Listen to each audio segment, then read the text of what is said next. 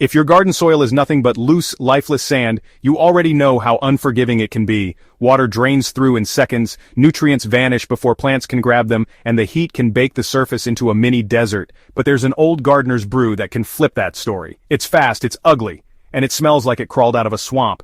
Yet it can turn even stubborn sand into a rich, living base for growth. And here's the thing. You don't need expensive amendments, truckloads of compost, or a forest floor to copy nature's playbook. With this stinky green tea, you can deliver a shockwave of life straight into poor soils, waking them up in days instead of years. The trick lies in fermenting something you already have growing nearby: weeds. Not just for pulling and tossing, weeds are nutrient vaults waiting to be unlocked. And when you ferment them, you unleash everything they've gathered from deep in the subsoil, then supercharge it with a flood of microbes hungry to get to work. By the end of this guide, you'll know exactly how to make it, why it works, and how to apply it so your sandy patch becomes the kind of soil plants can thrive in. Sandy soil's biggest weakness is its lack of structure and organic matter. Without those, it can't hold on to water or nutrients, and it struggles to support a thriving underground ecosystem. The solution isn't to fight sand, it's to feed the soil life that can build humus right inside it. This is where fermented weed tea shines. Weeds are often deep-rooted plants that mine minerals from far below the reach of vegetables or flowers. Their tissues contain concentrated calcium, potassium, magnesium, iron, and trace elements. On top of that, when they're fermented, they break down into plant-available forms while encouraging massive microbial blooms. The fermentation process breeds bacteria and fungi that multiply in the brew, and when you pour that liquid onto sand, you're inoculating it with a complete microbial community plus a dissolved nutrient boost. This is fundamentally different from just watering with compost tea or sprinkling dry fertilizer. Fermented weed tea is both a biological inoculant and a nutrient concentrate.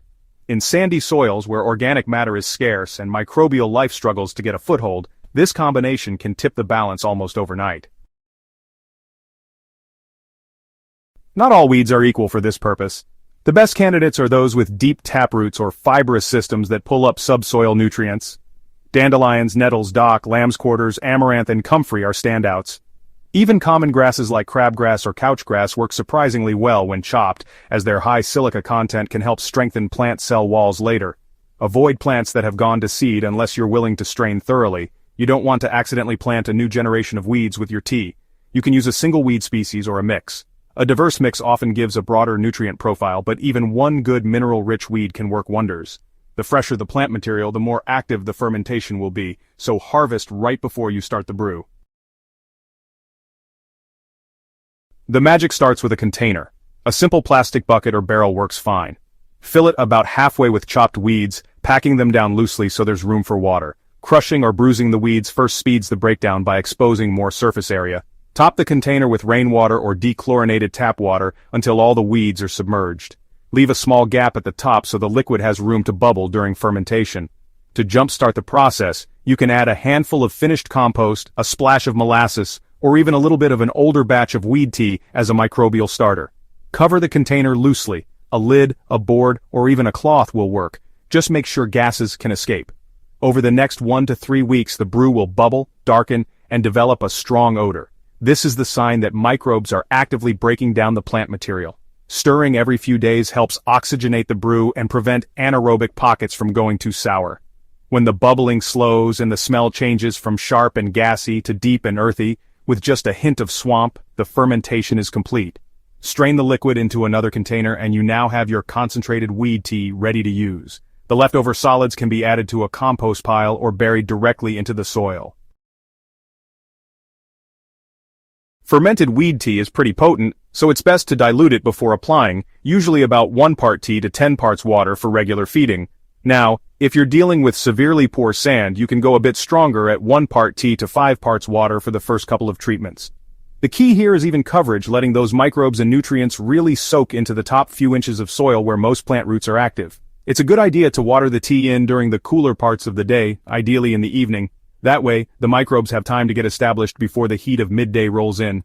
After that, follow up with a light mulch to help retain moisture and protect all that new biological life from drying out. For sandy soils, repeated applications over several weeks really have a compounding effect. Each dose adds more microbes and organic compounds, which start binding sand particles together into these tiny aggregates. Over time, this creates the crumbly structure you see in fertile loam. you'll notice water retention getting better, earthworms starting to show up, and plant growth becoming stronger and greener, all without needing heavy chemical feeding. So the reason this works so quickly in sand is that the fine dissolved organic acids and sugars in the tea act like, well, a microbial buffet.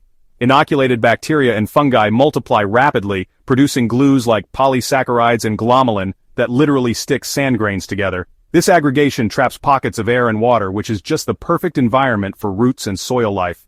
Nutrients from the fermented weeds are already in ionic form, meaning plants and microbes can absorb them immediately. Potassium fuels flowering and fruiting, calcium strengthens cell walls, magnesium drives photosynthesis, and trace minerals support enzymes and immunity. With every watering, you're delivering a balanced mineral solution and the biological workforce needed to recycle it inside the soil. This is why weed tea often outperforms even high-quality compost in early sandy soil recovery.